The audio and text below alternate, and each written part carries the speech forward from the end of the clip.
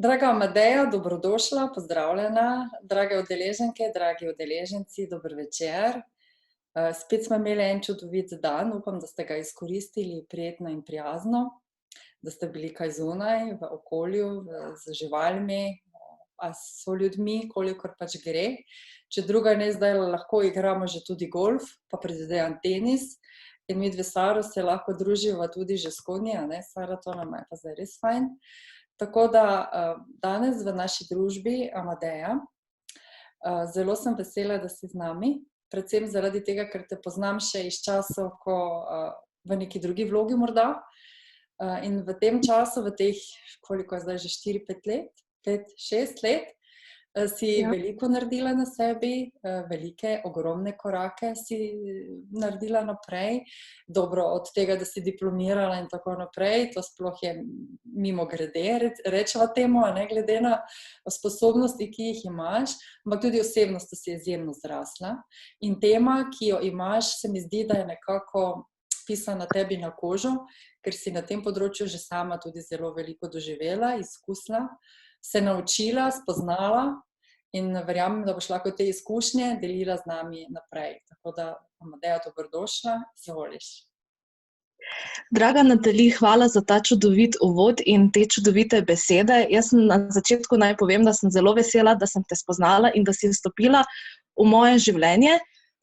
In res iz srca hvala tudi za to priložnost, da lahko tudi sama nekako pripomorem k tej zgodbi in dam nekaj tudi sama v ta mozaik zgodb, ki jih skupaj pišemo. Ja, v bistvu težki so časi in tudi sama sem kar domača za to temo, ki jo bom danes predstavila, torej tesnobo. Ampak se mi pa zdi, da so tudi časi težki, da so tudi časi nekako podvrženi tesnobnim občutkom in se mi zdi prav, da tudi spregovorimo besedo o tem, kako premagovati tesnobo, kako se z njo soočiti in preprosto, kako vzpostaviti neke mehanizme in tehnike, da to tesnobo čim bolj omejimo in zajezimo, da nas ne pripelje predaleč. Zdaj na začetku bi jaz morda razdelila same terminološke izraze. Vsak je kdaj že prišel večkrat na dan v situacijo, ko ga je nekaj skrbelo. Skrb so tako vse negativne misli, predvsem o prihodnosti, ko nas skrbi, kaj vse bi lahko šlo narobe in bi to imelo nek negativni vpliv na nas. Tako nas lahko recimo skrbi za zdravje, za službo, za finance, za odnose. In v bistvu skrbi same po sebi so pozitivne, dokler nas motivirajo, da naredimo neko spremembo in korak naprej. Ko pa je teh skrbi preveč in ko je teh skrbi toliko, da začnejo okupirati naša dejanja, misli in vedenje, pa na nas vplivajo kvarno. Stres je eden izmed nizov teh negativnih občutij. V bistvu gre za nek fiziološki odziv na nek zunanji dogodek oziroma nek zunanji stresor. Recimo, to je lahko kaki težek delovni dan, težek delovni izziv, bolezen, slab zdravstveni izvid, morda tudi čas korona je primeren temu in spodbuja same stresne dogodke. Gre za našo telesno reakcijo na neke dogodke, za katere menimo, da nimamo vpliva oziroma nimamo dovolj moči, da bi se z njimi soočili. Stres sam po sebi sprošča adrenalin in kortizol, ki naše telo spravita v situacijo obrambe. Torej, vzpostavi se starodavni mehanizem v podzavesti boj ali beg in v telesu tako se pojavijo znaki, kot so hiter srčni utrip, odrevenelost mišic, zakrknemo, nekateri dobimo tisti občutek, da bi se borili, da bi nekam zbežali, pojavijo se težave z dihanjem, glavobol. Teh znakov stresa je kar precej. Poznamo pa dva vrste stresa. Eden je akutni stres, ta se pojavi predvsem pred kako situacijo. Recimo, ne vem, peljem se v službo, čaka me težek sestanek in prvič me skrbi, da ne bom pravočasno prišla, drugič me skrbi sam izid sestanka. Ko torej sestanek uspešno opravim, se ta stres sprosti in sem jaz lepo v redu in funkcioniram normalno naprej. Kronični stres pa se pojavi, ko je dejansko teh telesnih odzivov na sam stres preveč in je telo skozi v tem položaju boj ali beg in takrat nastopi težava, kajti namreč ta stres prične negativno vplivati na naše telo, oslabi se imunski sistem, poveča se tveganje za nastanek raznoraznih bolezni srca in ožilja in to potem več ni okej. Če imamo neko premico, kjer je na eni strani skrb, na drugi je stres, je tesnoba nek višek. Torej, tesnoba vpliva tako na misli, počutje in vedenje. V bistvu ne gre za neko zunanjo nevarnost, kot je mogoče pri stresu, ampak v bistvu telo se pa odzove enako.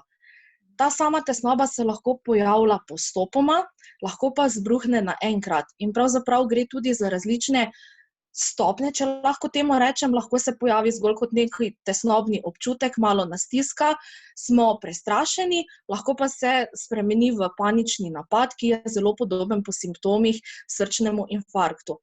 Zdaj pa, če tudi ta panični napad je enkraten dogodek, v bistvu je težko, ga preguramo, živimo dalje in pač poskušamo preprečiti situacije, da ne pride v prihodnosti več do tega. Če pa nekako tega ne znamo in se ne znamo soočiti s situacijami, mislimi, ki nas vodijo v to, pa lahko postane problem in govorimo tudi že o tesnobnih motnjah.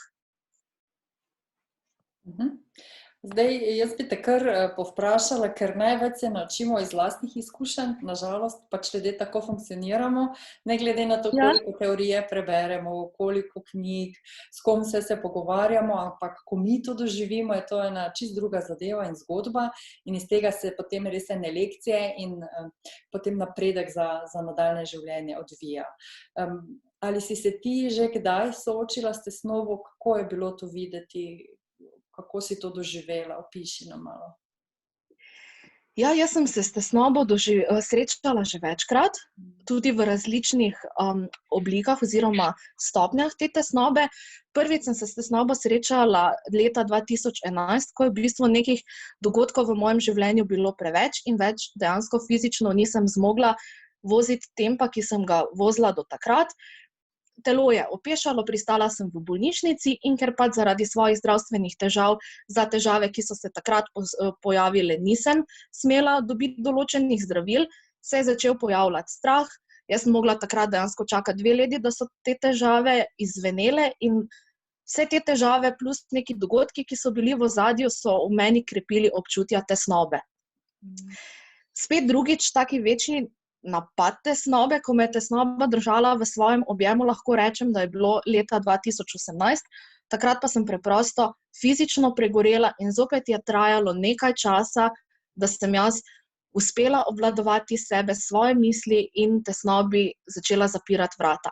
Moram pa priznati, da tudi ti časi, v katerih smo se zdaj znašli, niso ugodni in tudi že zdaj moram priznati, da me včasih lovi tesnoba in me hoče stisniti v svoj objem, ampak se ji ne dam. Sama si omenila različne stopnje tesnobe, ne? Čisto se zdaj rečeva, da si se že izurila v prepoznavanju nekih alarmantnih ali pa prvih znakov, kako veš, da se začenja nabirati v tebi, na kak način to začutiš, vidiš, kaj se začne dogajati s teboj? Zdaj, sama tesnoba, koliko sem jaz uspela že sama sebe prebrati tudi literaturo, da vem, da gre za tesnobo, je v tem, da se tesnoba v bistvu pojavlja tako na telesni ravni, kot na vedenjski in pa v mislih. Na telesni ravni se tako meni osebno recimo pojavi, da se mi poviša srčni utrip, da se mi poviša krvni tlak, da me začne stiskati v prsih, da mi začne nabijati pritisk v glavo, pojavi se glavobol, omotičnost, vrtoglavica, ne vem, drhti mi glas, ne vem, mišice mi začnejo trzati, duši me v prsnem košu, hitro diham, ne vem, tudi pojavi se včasih mravljinčenje po glavi, po drugih delih telesa. Na vedenjski ravni se to začne pojavljati kot nespečnost, pojavijo se nočne more, ki so pogoste par noči zapored, oziroma epizode nočnih mor, slabo spim, pa spet nočna mora.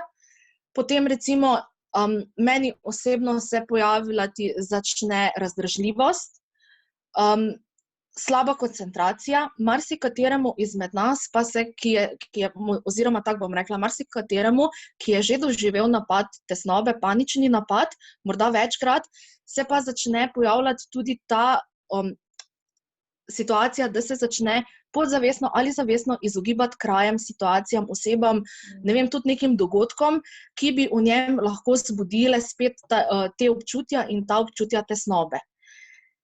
Zdaj na miselni ravni pa se tesnoba pojavlja predvsem, imaš občutek v mislih, da boš kar umrl, da ti bije zadnja ura na tem svetu, da tega ne moreš obvladati, da tega ne boš mogel premagati in da je kar konec s teboj.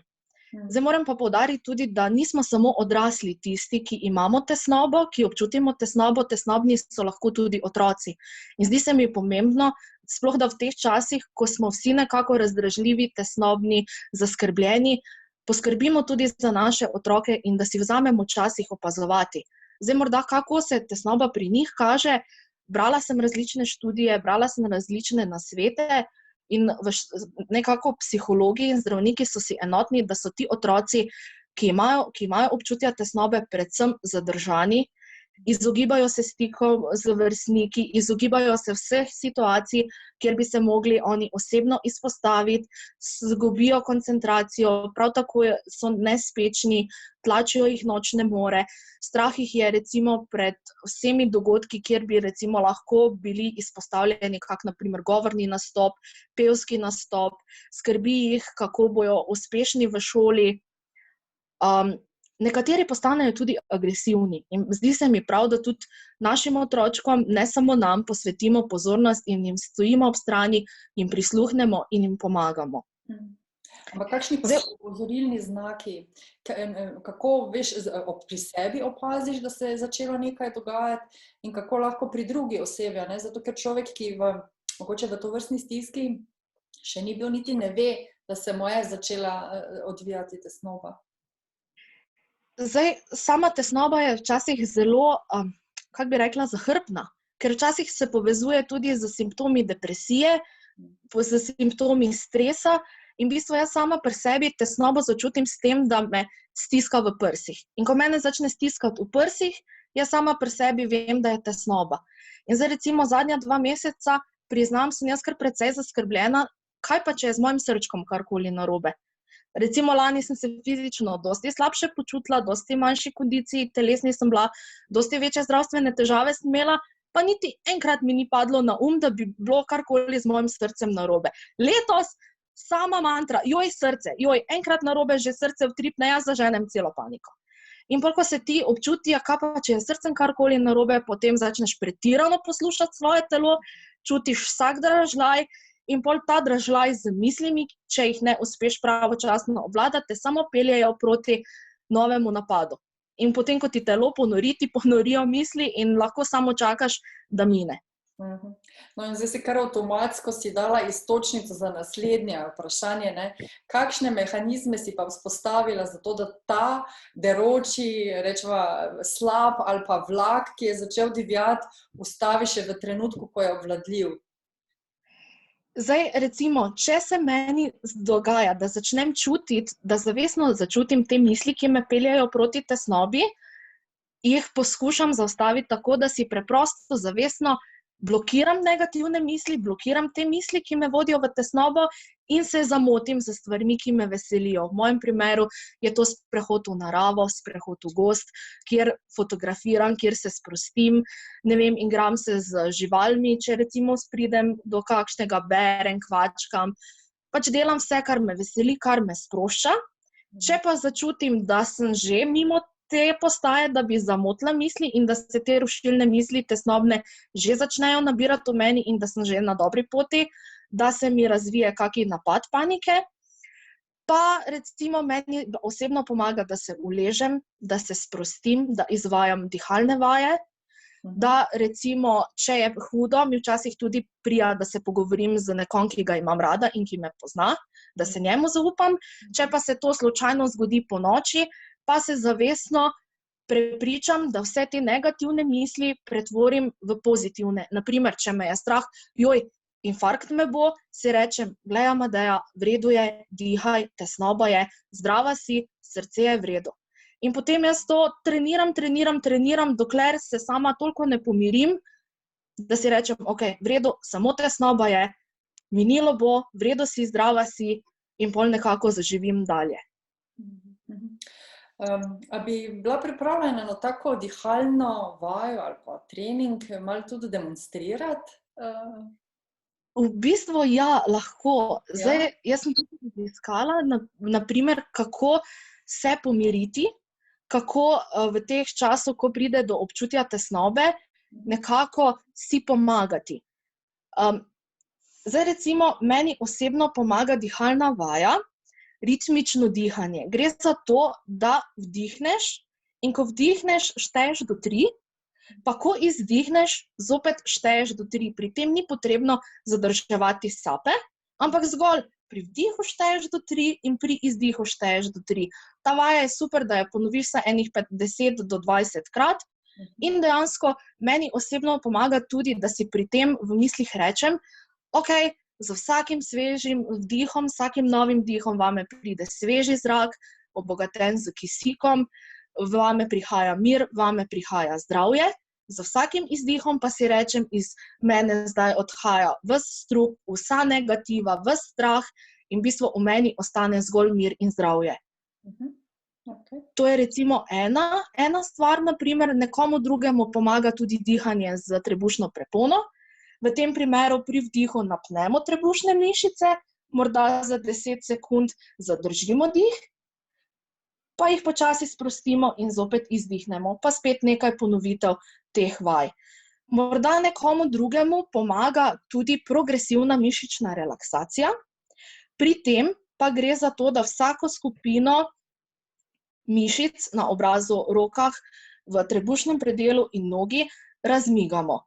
Torej, migamo recimo z obrvmi, z očmi utripnemo, nasmejemo se, potem razmigamo vrat, pri rokah recimo dlani skrčimo, sprostimo, razmigamo zapestje, razmigamo komolce, potem trebušna prepona, dihamo z prepono in tako naprej, vse do konca. Moram povedati, da na YouTubeu je kar precej teh tehnik in vaj in tudi zelo dobre so, tako da če kdorkoli začuti, da bi mu to ustrezalo kot sprostitev, poglejte si, izvajajte, super je vse. Nekomu pa, če še lahko povem, pa recimo poleg dihanja zelo pomaga tudi vizualizacija.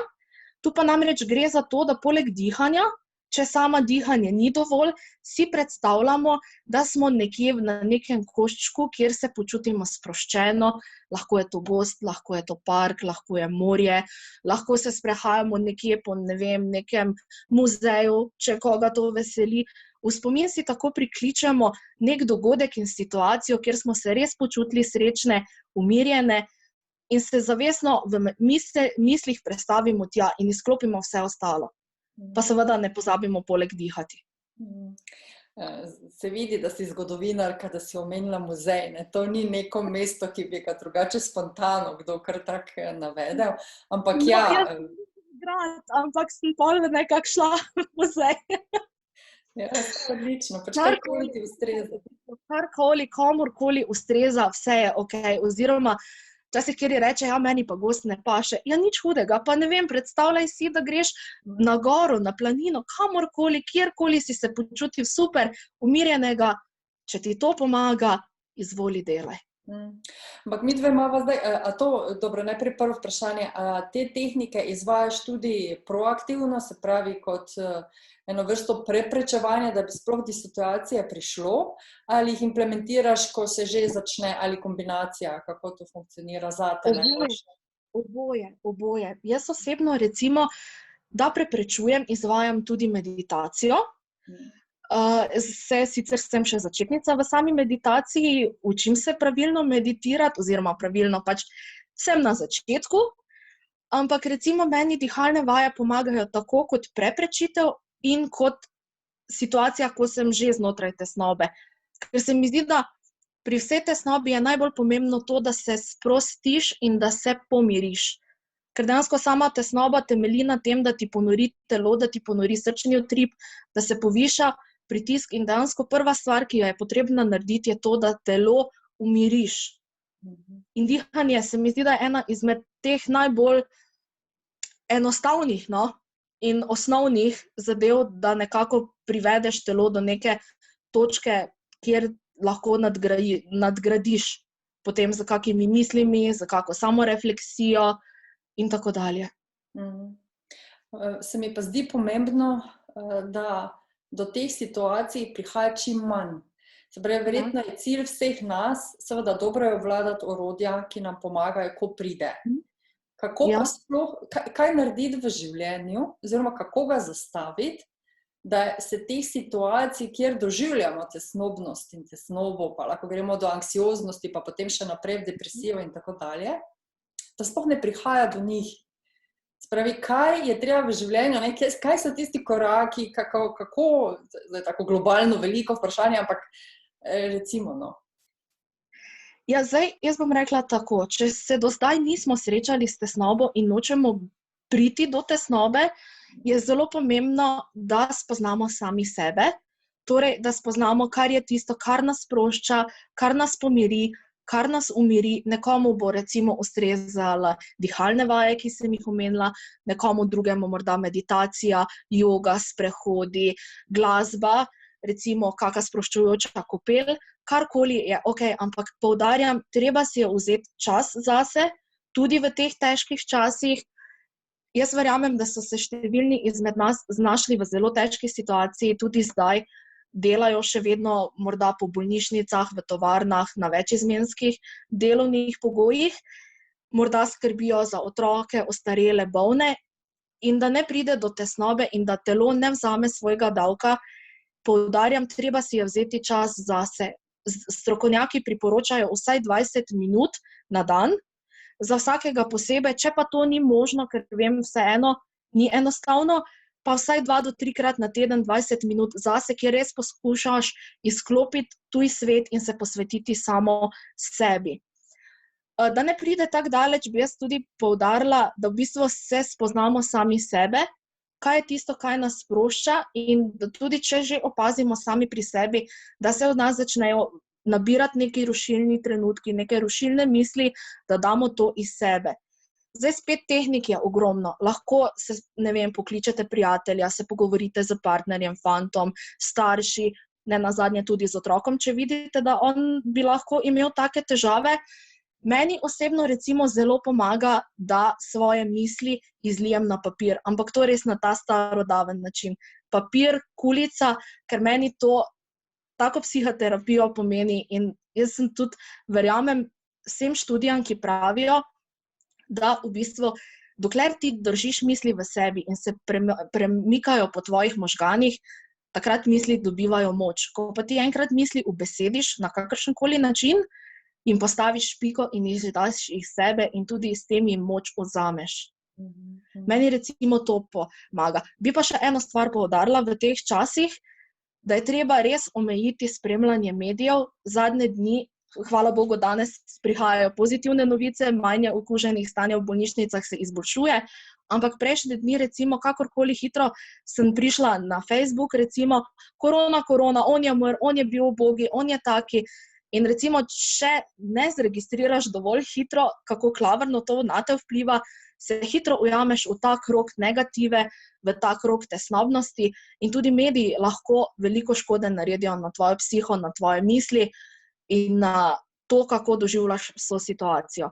Tako da, če to vpliva na vas, omejite spremljanje medijev, morda 2-krat dnevno, za par minut preverite stanje, ostali čas, ki ste ga pa prej medijem posvetili, pa morda vložite v to, da delate stvari, ki so vam všeč, da greste morda na kaki sprehod, da se, izrazite sami sebe in tisto, kar vas bogati in veseli. Vse to sem te želela malo izvati, ker si rekla, težko si je najti 20 minut zase na dan. Jaz mislim, da imamo zdaj vsej tisti, ki ne hodijo v službe ali čakajo doma ali kakorkoli, ali tudi če delaš nadaljavo, v bistvu imaš bistveno več časa, ker odpade ves balast odvečnih sestankov, kjer se čakajo, da določeni udeleženci pridejo, ker zamujajo, ne rabiš se voziti po celi Sloveniji ali še leteti v neke druge države, zato da pač neke projekte lahko pelješ, ker je to vse online v tem trenutku. Se pravi, zdi se mi, da imamo zdaj zelo veliko časa biti s seboj in s tistimi, ki z nami živijo, in je to po svoje, po več kot enem mesecu zdaj že, tudi kar izziv. Ne? Se pravi, ja, izvoli. Kar povej dalje. Ja, in me zanima, ne toliko, kako si najti čas, ampak bolj, kako si ga organizirati, zato da ga ne zapraviš, po domače povedano. Ker naenkrat ugotoviš, da staneš, ne vem, isto kot si prej vstal, zajtrk, neka jutranja rutina, in potem tistih 8 ur dejansko ni aktivnih 8 ur, ker ne morajo biti. Ali imaš otroke doma, ki jim je treba malo pomagati, ali ne vem, neki klici, ali vmes greš kosilo pripravljati, ali nekaj počistiš, perilo besiš, ne vem, zavese obmenjaš, okna čistiš, vse živo se zdaj vmes še dogaja v tem 8-urnem delovniku, ne. In se mi zdi tale, kako ti dojemaš to organizacijo časa zase zdaj, ko ga imamo pravzaprav več, kot smo ga imeli kadarkoli doslej. Tako si omenila, jaz, ko se recimo pogovarjam z prijatelji, ko spremljam ljudi, ko spremljam zgodbe, tako kot si omenila, se mi zdi, da smo nekako ljudje pozabili se ukvarjati sami s seboj. In tudi zdaj, ko imamo več časa, se mi zdi, da dejansko najdemo še milijon nekih drugih opravkov, da se zamotimo z opravili, ki jih nujno moramo narediti, pri tem pa pozabimo na delo pri sebi. Kot da nekako je to neka skrivnost in neka Pandorina skrinjica, da se nihče od nas ne upa res vzeti tistega časa zase in se osredotočiti nase, kaj je pa tisto, kar nas veseli. In jaz v tem primeru predlagam, da si zavestno planirate urnik, da si napišete, ne vem, od 8 do pol 9 zajtrk za družino, od, ne vem, pol 9 do pol 10 pomivanje oken, potem imamo 10 minut, 15 minut pauze za kaki čaj, kavo, karkoli, potem pa spet dalje in vmes obvezno planirajte teh 20 minut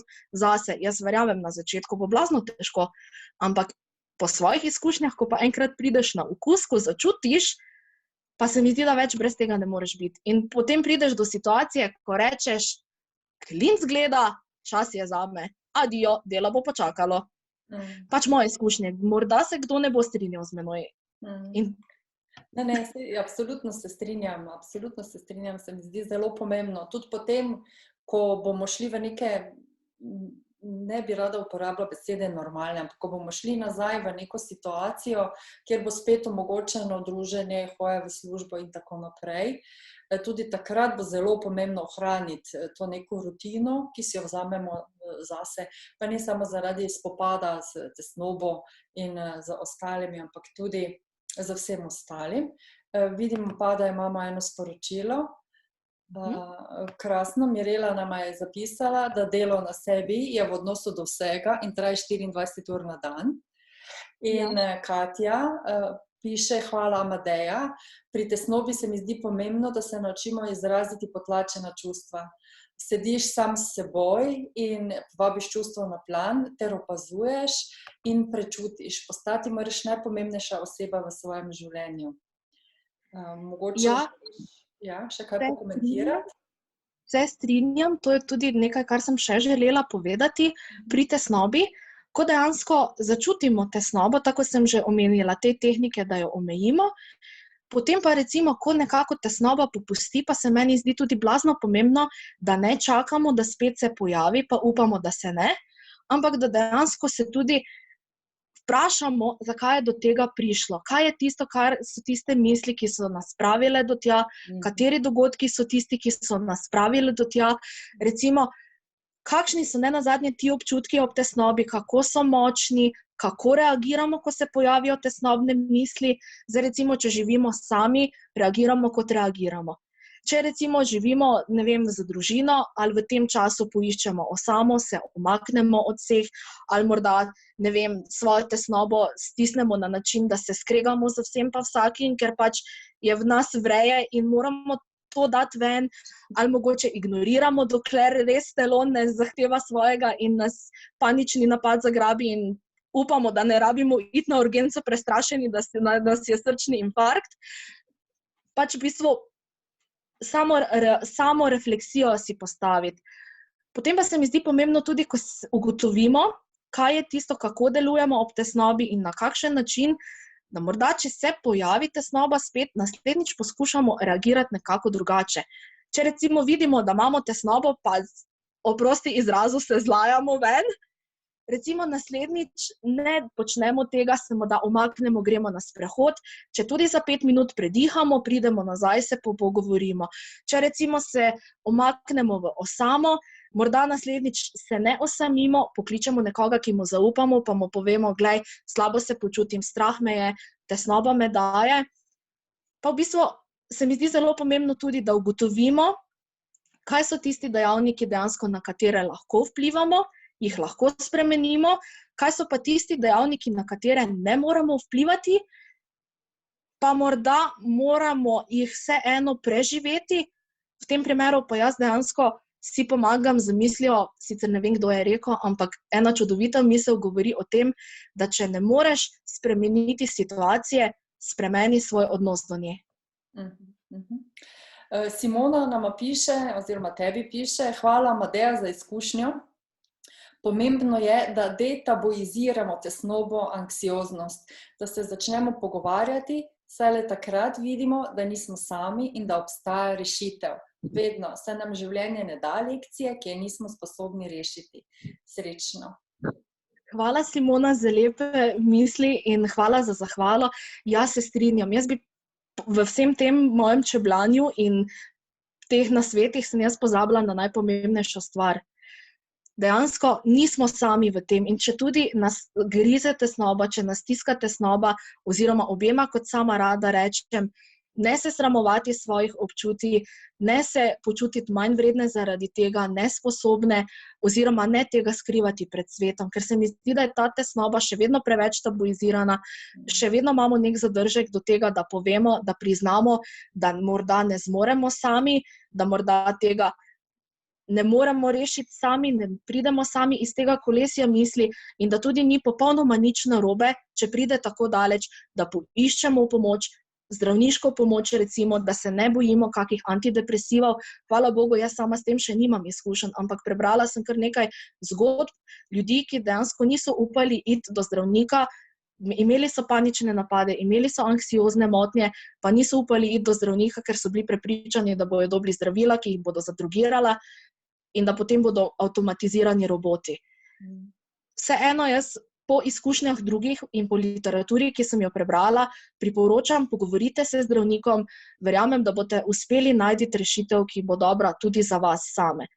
Je pa res ena stvar, nobena tableta ti ne bo pomagala, če ti ne čutiš želje po spremembi sam in če nisi pripravljen sam spremeniti nekaterih stvari. Tableta morda na začetku ti olajša situacijo, ampak potem pa je res delo na sebi in spoznavanje sebe in spoznavanje svoje preteklosti, svojih čustev. Se mi zdi pomembna naslednja stvar, ogromno tesnobe se zgodi tudi na račun, ker preveč potlačimo čustva, spomine, dogodke iz preteklosti in tega niti ne znamo izpustiti. Moj nasvet je težko, ampak poskušajte izpustiti to breme, če tudi po korakih, odpustite si za vedenje, za besede, za obnašanje, karkoli in se zavedajte, da v tistem trenutku ste ravnali tako, kot ste ravnali, kot ste znali, kot je bilo v vaši moči. Težko je, ampak pojdite naprej. Odpustite morda tudi ljudem, ki si ne zaslužijo odpuščanja, ampak zaslužite si pa mir vi. Zelo lepo si to, skoraj bi že lahko tukaj konec naredili, ampak dajva še eno vprašanje imava, potem se bomo poslovili. Sara sprašuje, kako bi si želela, da nekdo, oseba X, reagira, oziroma da se do osebe obnaša, da tesnobe ne spodbuja, ampak da doprinese k boljšemu počutju. Se pravi, ko recimo ti ali jaz doživljava tesnobnost, kako bi se naj oseba, ki je nama blizu ali živi z nama, kako se naj obnaša?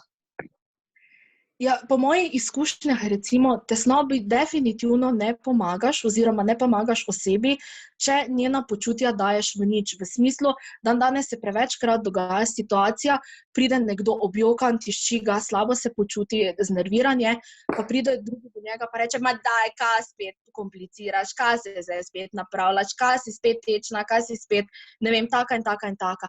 Na ta način definitivno ne pomagamo človeku. Jaz bi svetovala, je sicer res odvisno od človeka do človeka, ne, in predlagam, da vsak človek spozna, sam sebe vpraša, kaj bi mu pomagalo v danem trenutku, ampak meni dejansko pomaga, da pokličem nekoga, da mi da na začetku 5 minut, da mu potarnam vse, kaj se mi dogaja, potem pa, da on meni začne topiti misli, glej, Amadeja, v redu je, da mi ponudi sočutje, da mi ponudi ramo, da mi ponudi neko drugo perspektivo, da mi ponudi dejansko pogled na situacijo, da ne bom kar umrla, ampak da, če bo sila, lahko pokličemo rešilca, da recimo, ne vem, nisem sama, da mi bo neko situacijo uspelo rešiti, da bojo občutja minila, tako da rečem, ogromno sočutja, ogromno pozitivne energije in spodbude, definitivno pa ne poniževanja, norčevanja, oziroma omalovaževanja problema. Ker recimo za neko situacijo, ki se nam zdi malenkost, se nekomu drugemu podre svet. Ja, vse je odvisno, oprosti. In obratno. Vse je odvisno torej od nas, kako doživljamo sebe, kako doživljamo svet, kako doživljamo situacijo.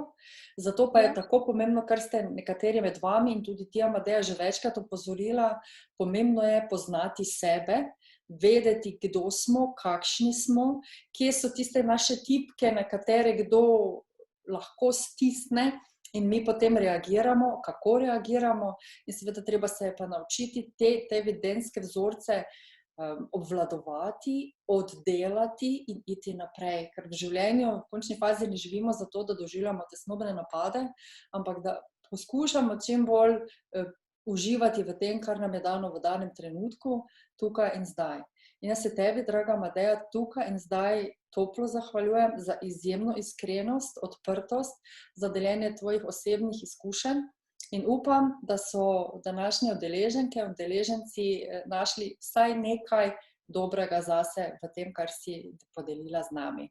Jasmina se ti zahvaljuje, pravi, učimo se vso življenje, delo na sebi vedno prinese rezultate, z vsem se strinjam in ko veš, kaj se dogaja, si na dobri poti, da se obraniš srečno.